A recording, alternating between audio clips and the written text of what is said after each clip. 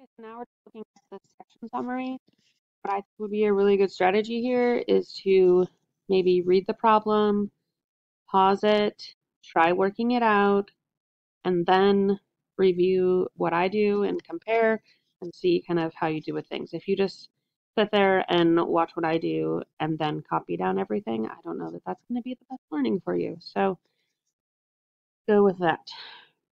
All right, this first learning target describes the sampling distribution of x bar 1 minus x bar 2.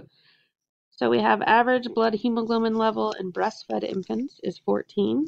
I'm going to call that mu sub b.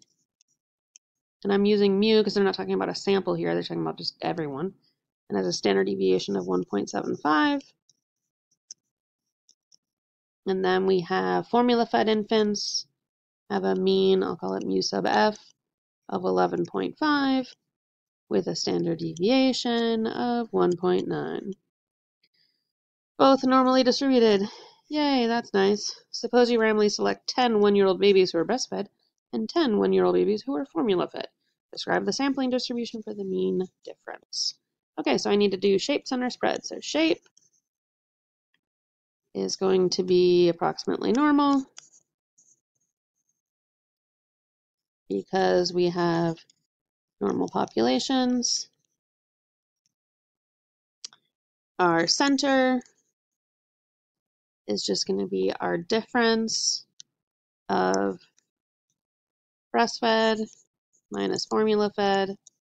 So 14 minus 11.5 is 2.5, if I can subtract correctly.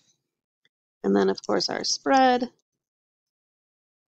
is the square root of 1.75 squared over 10 plus 1.9 squared over 10, which equals, okay, and through the magic of video, I can just pop up this answer here, 0.817.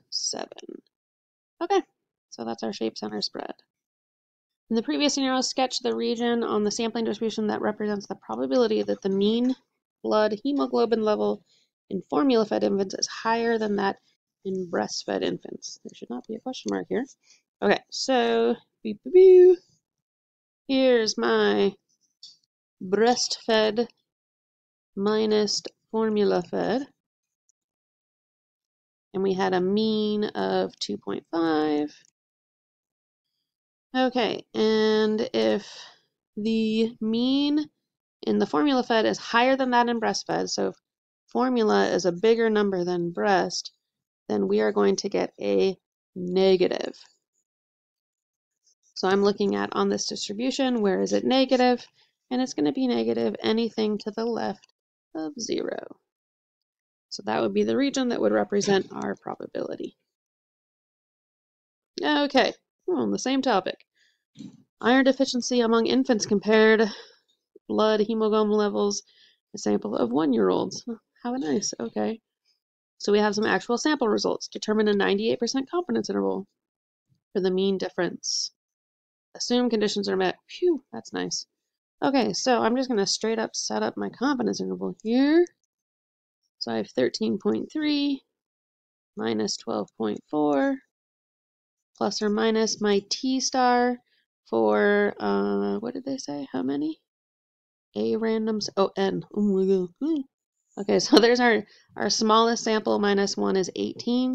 So I'm going to note that I'm using degrees of freedom of 18. Make sure that you always note that. I'm going to use my calculator here with a little inverse t. And, sorry, pressed the wrong button. Okay, inverse t.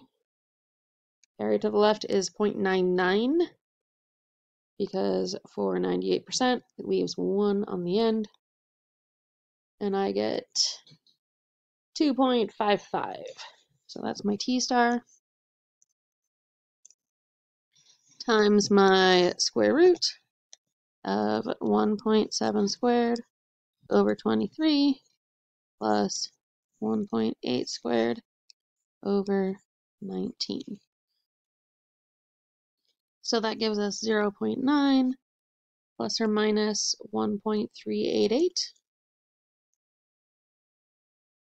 which gives me on the low end negative 0.488, and on the high end 2.288. I could have done that in my head. Okay, so I am 98% confident the true mean difference in blood hemoglobin between breastfed and formula infants is between negative 0.488 and 2.288. Done. Okay then. Do the data from the previous problem tell us if the difference in blood hemoglobin levels for each group of infants is statistically significant? So, my interval spans negative to positive, which means it includes 0. Now it is a 98% confidence interval, so we would have to say at the 2% level of significance, so at alpha equals 0.02, we do not have significant evidence.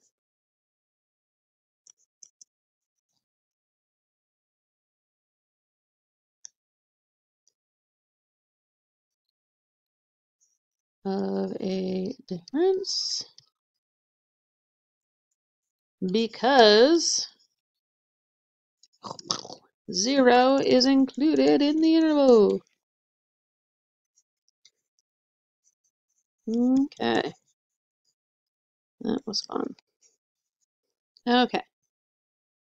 Interprets results of inference procedures for a randomized experiment. What is the scope of, oh, that's cute, interference of inference for the previous problem and why?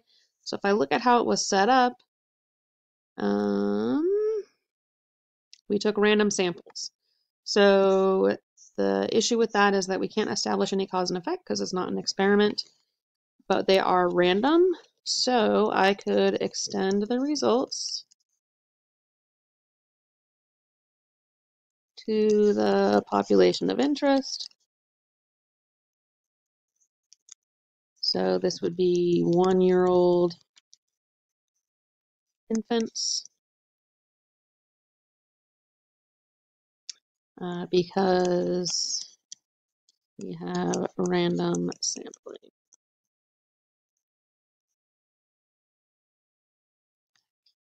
Okay, differentiates between procedures. A factory wants to investigate whether lighting affects the quality of work produced by machine operators at a factory. 40 machine operators were selected at random to participate in the study. Describe how the study could be carried out in a way that would require matched pairs. Then describe how the study would be carried out in a way that would require 2 sample. So 2 sample. And then matched pairs. All right, so in matched pairs, we would just take all 40 and we would randomly assign, or randomly, assign the order of the treatments.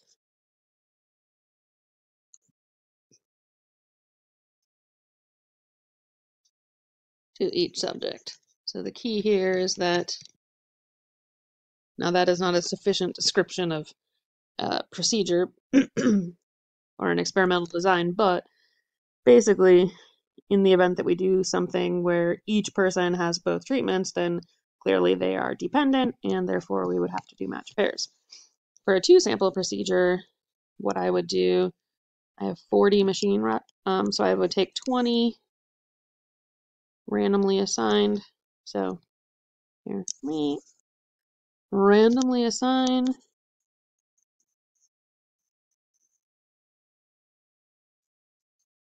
20 to lighting effects to one light group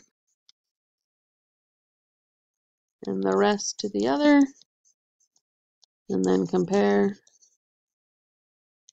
And that's how we'd make it 2 sample. Now, with the match pairs, we wouldn't even have to necessarily do it all just one person against themselves. You could pair by maybe their current productivity. So you could rank people from like lowest productivity to highest productivity, and then you can break them up into pairs, and within each pair, you would assign a treatment. It's just that the absolute best way to help mitigate lurking variables is definitely pairing someone against themselves. So that is our learning targets. Oh, hey there. Just kidding. That's everything. So that's everything with means. Enjoy.